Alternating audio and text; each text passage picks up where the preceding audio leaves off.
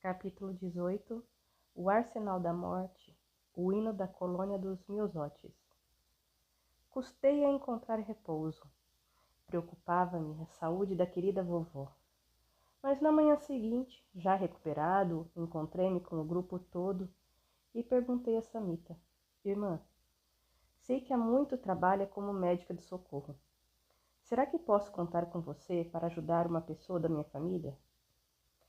Todos nós estaremos junto a você. Carlos também precisava dela. Samita, desejamos que você examine uma poção que descobrimos no organismo da jovem durante o passe. É uma droga nova. É possível você fazer isso? Como não? A Sara me ajudará. Iremos na casa da médium que aplicou o passe na garota. Ela deve ter retido no organismo o que necessitamos examinar. Não será muito mais fácil procurar a garota? Interroguei. Sim, de fato é mais fácil. Necessitamos, porém, para o nosso trabalho, dos fluidos de um bom médium. Se este, ao aplicar o passe, encostou-se no perispírito do encarnado, captou as vibrações pesadas. Isso facilitará para todos nós o exame do tóxico e das suas consequências. Enquanto conversávamos sobre a jovem, de sua aparência bem cuidada e do terrível alucinógeno do qual estava dependente, Sara foi e voltou, trazendo os aparelhos necessários ao referido exame. Sorri a nossa amiga, louvando a sua eficiência, e observei os modernos aparelhos médico-hospitalares que ela trouxera. Não posso descrevê-los, ainda não é tempo. Sara também trouxera uma ampola muito pequena com um reativo amarelado, que foi colocada em uma caixa forrada de algodão finíssimo. Encaminhamo-nos para o lar da médium e lá fomos recebidos por um espírito familiar que nos agradeceu a presença, pois sua protegida encontrava-se passando mal, vomitando e com muita tonteira. O nosso Carlos imediatamente pediu licença e penetrou no apartamento. Nós o seguimos. Estava a senhora pálida e enfraquecida, repousando em seu quarto. Devia ter aquela médium uns 50 anos de idade. Carlos colocou o dedo indicador na nuca da médium, fazendo contato vibratório. Nisso, a senhora tentou correr para o banheiro, mas não deu tempo. Ali mesmo devolveu todas as impurezas estomacais. Para surpresa minha, Sara aparou o vômito em um vasilhame, que logo em seguida foi fechado, ou melhor, lacrado. Sadu aproximou-se da senhora e aplicou, através de chumaços de algodão, um remédio por toda a pele. O resultado foi que a pele ia clareando e o algodão, antes branquinho, tornava-se cinza escuro. Compreendi logo a minha parte, procurando alguém na casa que se afinasse comigo para intuí-lo a trazer um copo com água para ser magnetizada pelos médicos. Inspecionei o apartamento e ouvi o som estridente que vinha de um quarto. Penetrei e vi um rapaz de seus 15 anos, escutando música, ou melhor, desentupindo os ouvidos, tal o volume do aparelho. Sentei-me na cama e disse-lhe: a mamãe está passando mal, precisa da sua companhia. Vamos levar para ela um copo com água fresca? Com o barulho da música naqueles ouvidos, nem espírito desencarnado escutava. Voltei a falar com ele, nada. Aí também fui intuído por uma voz amiga, que me mandou cantar junto com a música, mas lhe falando da mãe. Deu certo. O rapaz abaixou o som, mexeu na agulha, olhou, revirou o disco e pensou: mas o que aconteceu com a voz do... Ficou rouco e desentoado de repente? Acho que aqui tem coisa. Vou procurar a mamãe e contar a ela. Deles ligou o aparelho e saiu à procura da mãe. Enquanto o seguia, fui pensando: será que tem a voz tão ruim para esse garoto se assustar assim? É um caso a meditar. Sacudi a cabeça, continuei a segui-lo. Quando ele viu a mãe tão pálida, esqueceu-se de contar o que levara ali. Abraçou-a e ofereceu-lhe água, sendo isso mesmo que eu queria. Acompanhei-o até a copa e desde lá iniciamos a fluidificação, completada pelos médicos amigos. Filho, passei tão mal que nem podes imaginar. Ontem, desde a hora em que apliquei passes em uma jovem, senti-me com a cabeça rodando e com ânsias de vômito.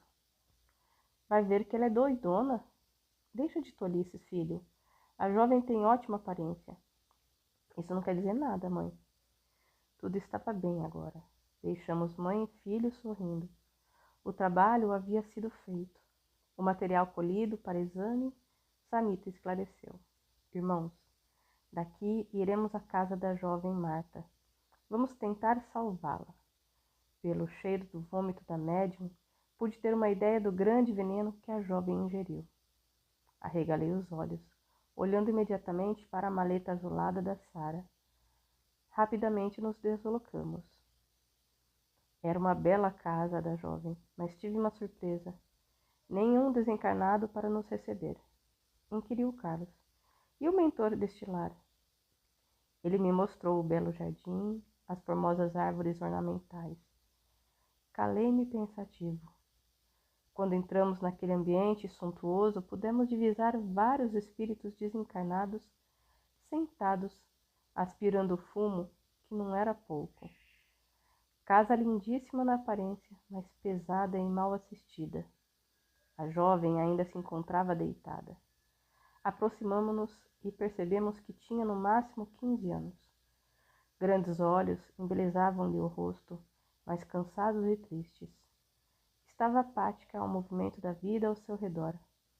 Os nossos 3 médicos sentaram-se, observando-a somente, enquanto Sara e eu orávamos em silêncio. Sadhu aproximou-se dela, tomou-lhe o pulso, aplicando-lhe fluidos de amor. Ela sentiu uma vertigem e, assustada, tentou levantar-se. Carlos examinou-lhe o coração e chamou Samita. Se ela continuar ingerindo a droga, desencarna logo. O coração já está doente.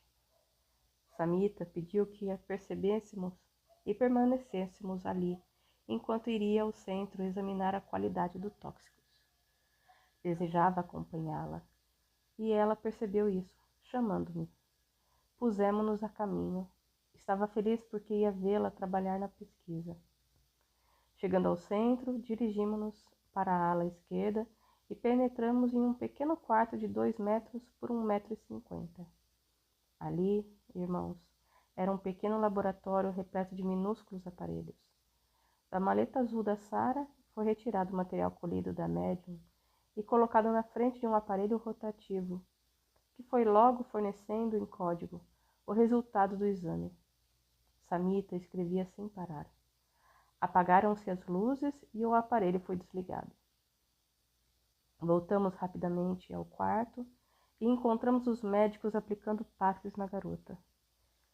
Samita chamou-os e eles leram com facilidade o que eu nada compreendia.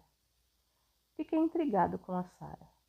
Ela estava procurando alguma coisa pelo quarto da garota e encontrou um fundo falso no guarda-roupa, na parte do maleiro.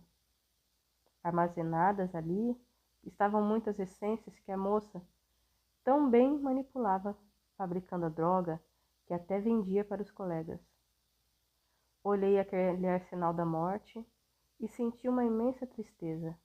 Aquela garota comprava, em suaves prestações, a passagem para outra vida, em recantos escuros e perigosos das zonas umbralinas. Meu Deus, como é que os jovens não se apercebem do erro que estão cometendo? Onde está a inteligência dessa juventude?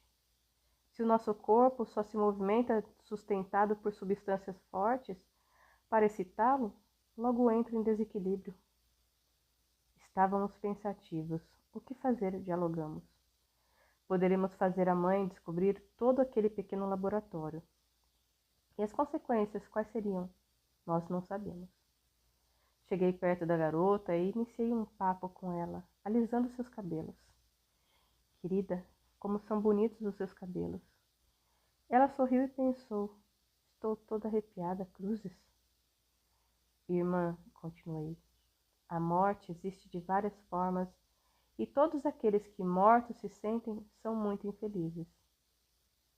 Morrer não é desencarnar, é viver na terra temendo a justiça de Deus e dos homens, Nós sabemos quando a justiça divina acusa. Isso é a morte, morte da liberdade, morte dos sentimentos, morte dos sonhos e da felicidade. Você está morrendo. Lute, irmã, para ressuscitar para a verdadeira vida. Ontem, a irmã foi mesmo escondida dos ricos pais até o centro e recebeu passe. Hoje, nós aqui nos encontramos tentando ajudá-la. Lute, irmã, para continuar o tratamento e verá o azul dos céus resplandecendo em seu coração. Cruzes, pensou, estou ficando doidona até sem droga? Meu Deus, me ajude a encontrar a paz. Ontem, se eu não tivesse ido ao centro, teria me suicidado. Encontro-me cansada e explorada por muitos. Voltei a acariciar os seus cabelos e afastei-me dela. Aliás, afastamo-nos todos. Saímos do quarto. Será um trabalho demorado. Bem sabemos, mas não temos pressa. O nosso desejo é voltar a vê-la sorrir em paz. Procurei a mãe da garota, recostada em finos lençóis, enquanto os cinzeiros ao lado encontravam-se repletos de cigarros apagados. O ambiente da casa era o de uma família sem Cristo, apegada à matéria. Sentei-me na cama e tentei falar com a bela e jovem senhora. Passavam pelo seu campo mental a sua filha única e cenas de sua vida. Todos os gostos e desejos da menina satisfeitos. A separação do marido, a sua projeção nas colunas sociais, o pouco tempo para a filha, as biritas e os chás, as boutiques, enfim, a solidão de uma mulher que errou por não assumir o lar. Começou a chorar baixinho. Tentei fazê-la procurar a filha para ajudá-la a se salvar.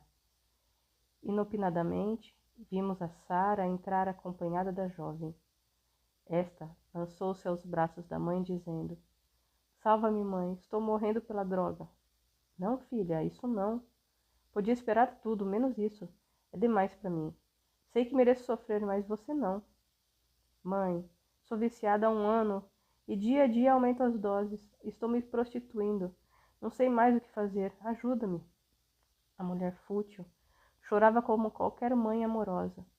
A garota contou-lhe que fora ao centro espírita e ela, já bastante assustada, falou: Até nisso você entrou?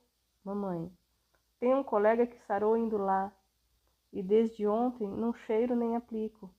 Estou sentindo falta, mas não como antes. Ajuda-me. Vai lá e procura as pessoas encarregadas para uma orientação melhor do que preciso fazer para me salvar. Era Sara quem falava através da psicofonia da jovem. Iremos hoje mesmo. Se este é o seu desejo, filha. E interiormente orava: Meu Deus, salva minha filha. Ela não tem culpa se somos tão errados. Não tínhamos mais o que fazer ali, naquela hora, mas anotei na caderneta do socorro antitóxico o endereço daquele suntuoso palacete e o nome de Marta para ser pronunciado em nossas preces. Todos os dias, nós, os amigos desencarnados, ali voltaríamos para tentar levar aquela família ao redil do Senhor. Mesmo Sadu, espírito experiente, estava com os olhos marejados de lágrimas. Que tristeza para os pais, dizia ele. Será que existe algo mais pavoroso que a droga? Acho que não. Para mim, ela é a bomba que atrofia, fere e mata. E Carlos continuou. Quantos dramas ocorrem entre as 4 paredes de um lar? Mulheres e homens, egoisticamente, agarram-se aos próprios problemas, querendo vê-los resolvidos, esquecendo-se dos filhos que se afastam em turmas na busca do carinho, da paz e da felicidade que lhes são negados no lar. Tens razão. Todos nós achamos os nossos problemas maiores do que os dos outros e esquecemos de viver pela felicidade dos que nos rodeiam. O que mais me entristece é a incompreensão dos encarnados com os espíritos. Eles não imaginam o nosso trabalho, o desespero que defrontamos a cada passo, as lágrimas que tentamos reter ou secar, os gemidos das dores que lutamos para aplacar. Eles pedem aos espíritos libertos do jugo carnal palpites para jogos, qualquer que ele seja, para achar objetos perdidos, para acalmar crianças mal educadas, para passar no exame de motorista, para fazer carro pegar, para arrumar marido. Gostaríamos de a todos ajudar, mas temos muito trabalho a realizar e esses pequenos desacertos familiares ou profissionais cada um poderá resolver orando e se reequilibrando. No jardim, os pássaros cantavam e o sol oferecia aquecimento, mas lá dentro, o ouro, a vaidade, os erros afastavam a brisa refrescante da paz. Abraçados, iniciamos o hino da colônia dos Meusotes, e com que felicidade escutamos vozes infantis juntaram-se a nossas. Cantávamos bem alto, contentes do dever cumprido. O hino se ampliava, porque toda a natureza nos acompanhava. Éramos os jovens da espiritualidade em trabalho na crosta. A colônia de recuperação dos toxicômanos estava unida aos nossos corações. Sadhu, Samita, Carlos, Sara e eu, braços entrelaçados, vibrávamos na harmonia do hino amado. Estamos felizes e contentes, o céu é isto aqui. Sentimos que somos gente e pensamos em ti. Vamos subindo os montes, o riacho a nos fornecer, aprendendo a viver. Nós vamos cantando, os pássaros estão alegres, a brisa a balançar, os cabelos perfumados, e Jesus a nos guiar. Os pés estão descalços, sentindo o chão bem firme. Esse é o nosso regaço, aqui o amor é sublime. As flores estão caindo, o chão a tapetar. A natureza está sorrindo, ela vive a nos ensinar. Aqui se aprende a amar, a ajudar os irmãos. Aprendemos a orar, a levantar do chão. As pedras aqui brilham, os espinhos são perfumados. Aqui a gente ama, não procurando ser amado. Colônia do amor, tu és a esperança. Aqui somos as crianças no caminho do Senhor. Nós, os pequenos de Deus, encontramos o refúgio para nossas lágrimas no trabalho, secando lágrimas de outras crianças que ainda sonham com um mundo de paz, esquecendo de buscar esse mundo dentro de si mesmas. No abraço que nos unia, vibrávamos de amor por todos os jovens encarnados e desencarnados, dando a cada um a certeza de que existe sempre um amigo velando por nós em qualquer plano do universo. Ninguém está sozinho. Jesus, estamos aqui. Fazei de nós, apesar de humildes, instrumentos úteis da vossa seara de luz.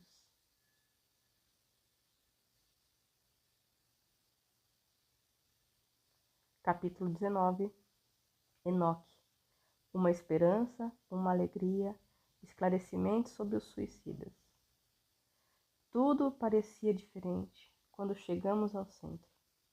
Observávamos os encarnados, que permaneciam na rotina de sempre, mas na parte espiritual havia grande movimento. Dirigimos-nos para o nosso departamento e ficamos em silêncio, orando em agradecimento. Dali a pouco chamaram-nos ao anfiteatro para assistirmos a uma conferência. Lá, comparecendo, custamos a compreender de onde haviam saído tantos espíritos. A sala já se encontrava quase toda lotada. Sempre junta, a turma do vai e vem acomodou-se e só falava Enoque, que, por sinal, andava sumido. Já com todos os seus lugares, fomos convidados à prece. Raios luminosos aqueciam nossos corpos, dando-nos passes de reconforto e equilíbrio. Notei que recebíamos maiores cargas fluídicas na fronte. Como sempre, não pude deixar de perguntar o porquê, e Sadhu esclareceu-me. Vamos receber ensinamentos, e todos os que aqui se encontram trabalham junto aos encarnados, ficando por isso tão arraigados na crosta que necessitam de um banho de amor para raciocinarem mais rápido. Só assim aproveitaremos melhor os ensinamentos. Uma suave música tocava de mansinho. Os raios de luz davam-me a impressão de uma festa de fogos de artifício. Realmente, aquele era um espetáculo deslumbrante. Uma entidade, por nome Auritina, iniciou em vibração altíssima a prece. Ao seu término, surgiram 2 espíritos com raios de luzes circundando suas cabeças. Pareciam-me as figuras das reproduções paulinas que conhecíamos. Encontrava-me maravilhado e sensibilizado, comovido mesmo. Nisso, alguém tocou meus olhos, sorrindo para mim. Era Enoque. Posso saber o porquê do espanto? O cara, uma vez que sendo eu tão pequeno, estou a ver entidades de tão alta hierarquia? Não mereço isso. Se você continuar tendo chiliques, vai vê-los escurecidos, disse indicando os iluminados. O equilíbrio da mente é muito importante para todos nós. Não brinca comigo, Enoque. Essa hora é muito nobre para mim. Pois, Sérgio, irmão, isso é porque vocês, recém-chegados da Terra, julgam-nos a todos espíritos iluminados, ou melhor, como se fôssemos santos. Sentimos a diferença, Enoque, das nossas vibrações, o peso da matéria. Estamos muito ligados à Terra pelos amigos, pais e parentes. Por que razão ao teu lado reconheço-me jovem e feliz? Acredito em todos e os amo. Responde por quê. Ele não respondeu imediatamente. Olhou-me profundamente nos olhos e depois, rindo, disse: porque eu amo você.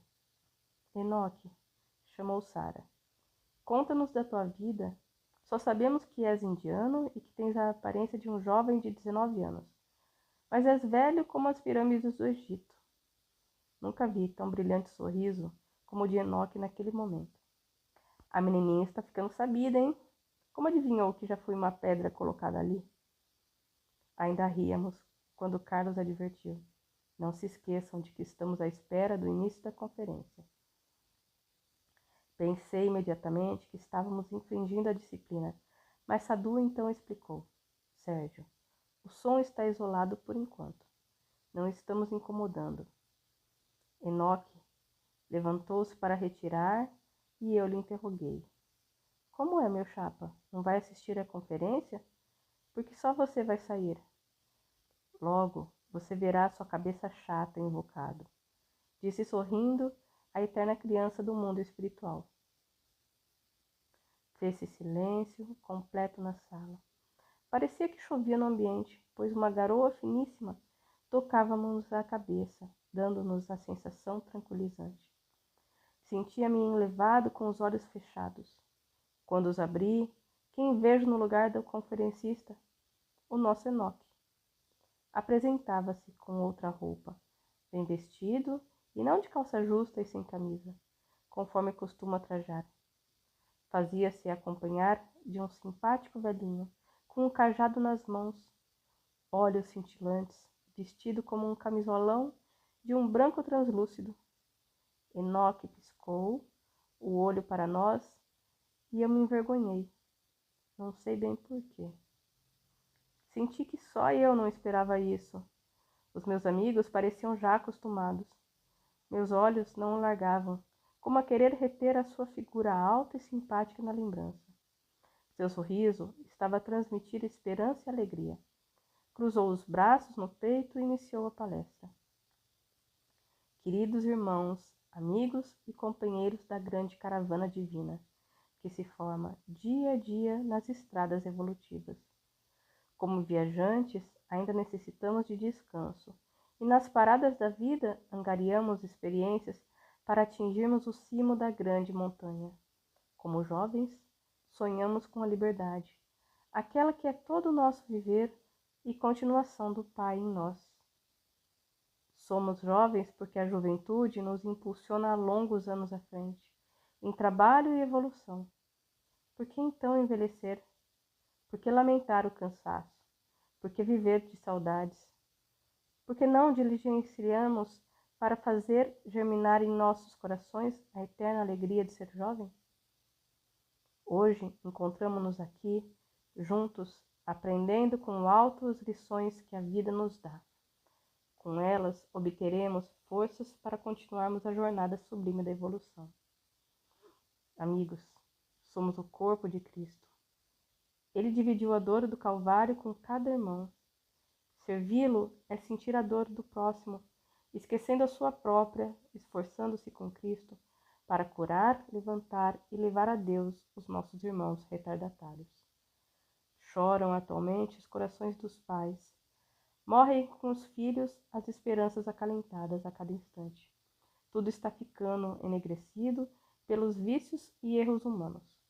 O ser está ficando atrofiado, mas nós, que conhecemos Jesus e com todo ardor o amamos, não podemos deixá-lo sozinho, preso na cruz das nossas imperfeições. Pedimos sempre ao Pai, que é Deus, para nos ajudar, mas nada fazemos para chegar até Ele. Chega de trespassar o punhal em tão sublime coração.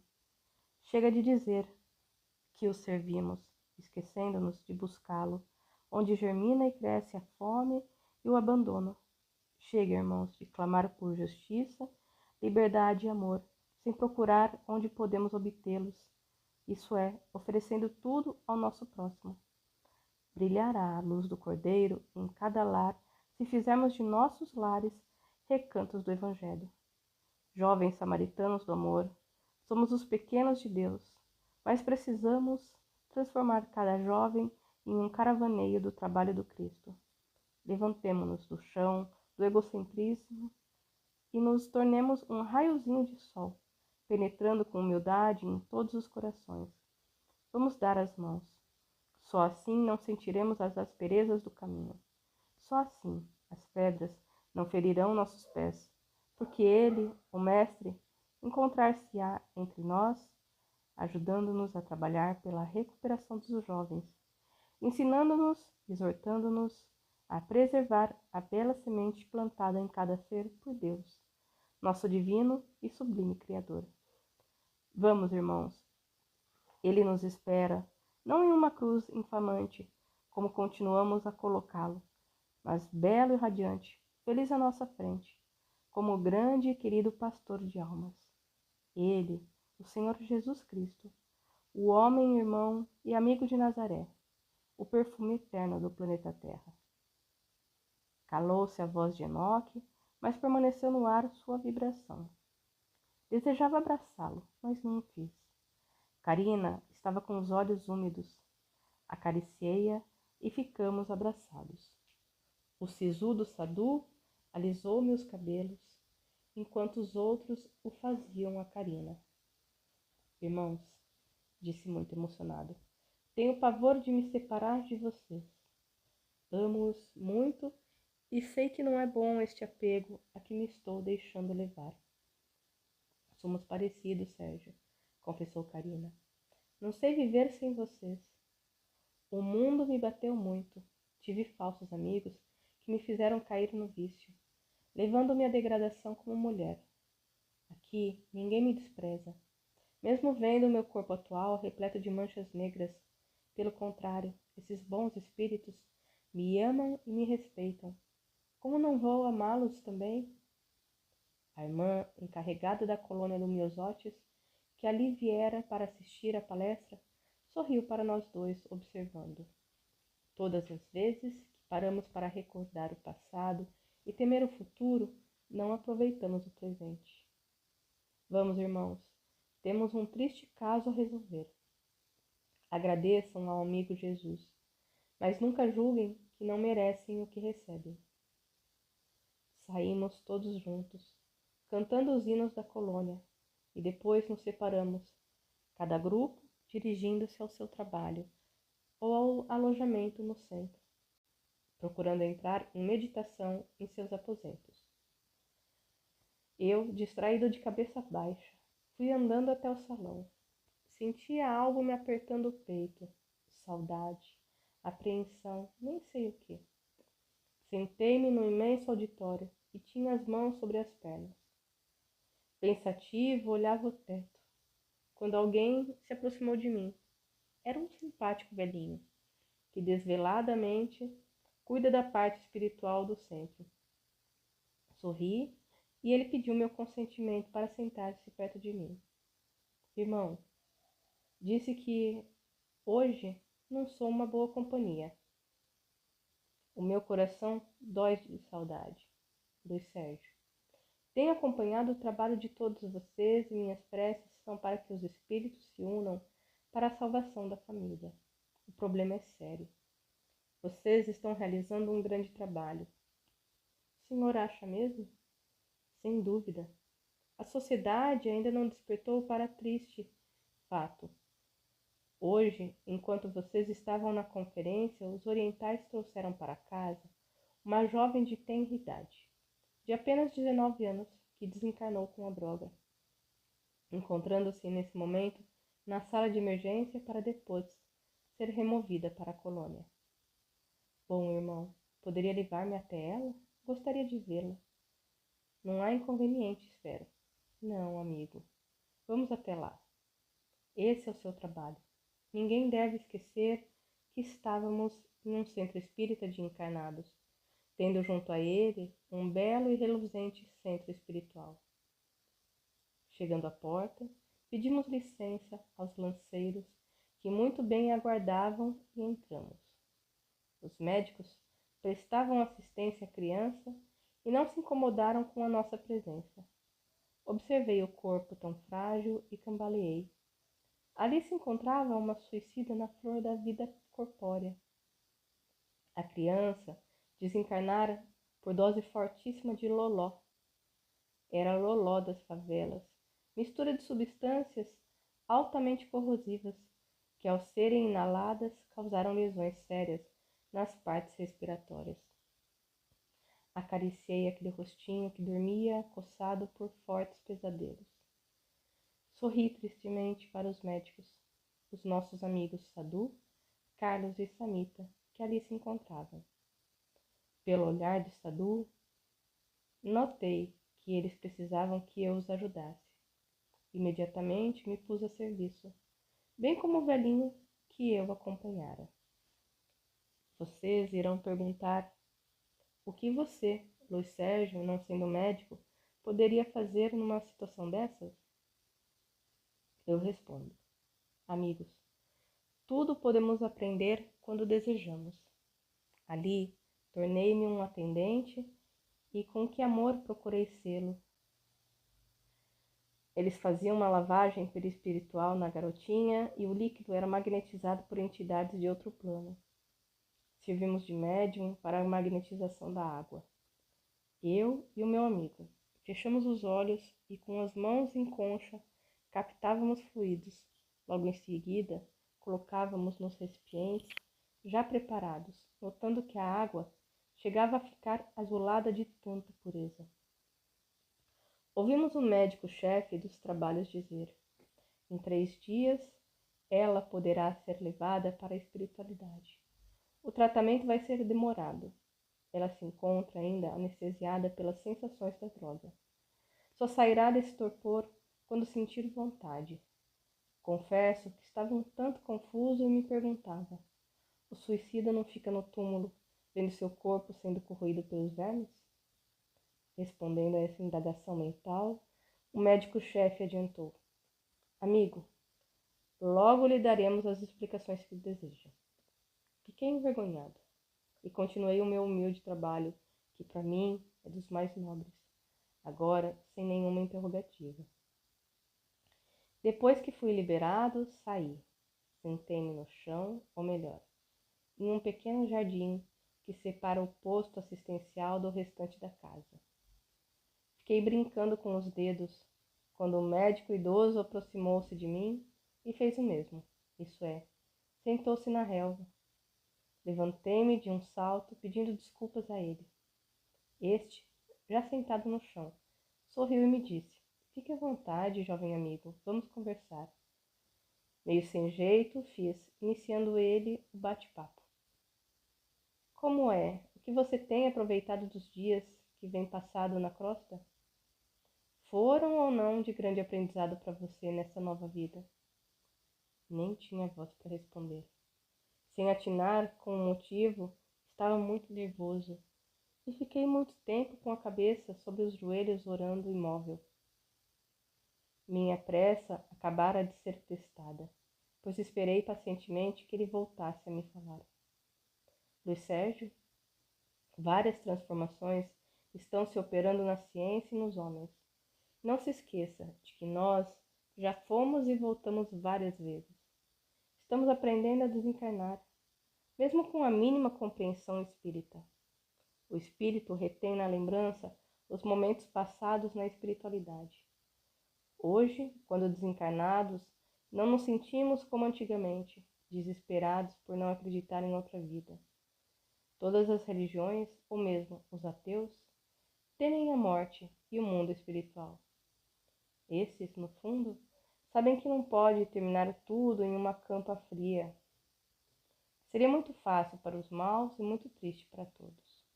Morrer não é desaparecer, por isso não há morte. Ninguém desaparece, apenas muda de plano e de roupa.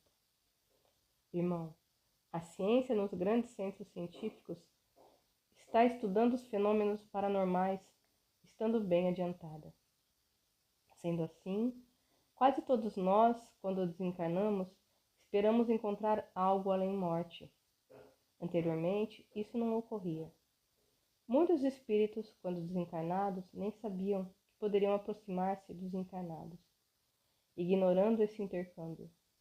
Os chamados mortos, hoje, convivem com os vivos e participam com eles de quase tudo, de acordo com a evolução de cada um. Você perguntava como, sendo suicidas, os irmãos socorridos pela falange dos jovens samaritanos do amor não ficam presos a seus corpos, vendo-os decomporem-se no túmulo. Sérgio, tudo é evolução, e se anteriormente esse processo dava-se até com os suicidas inconscientes, agora, de acordo com o processo evolutivo, esses casos diminuíram muito. Só sofrem esse tormento os suicidas conscientes.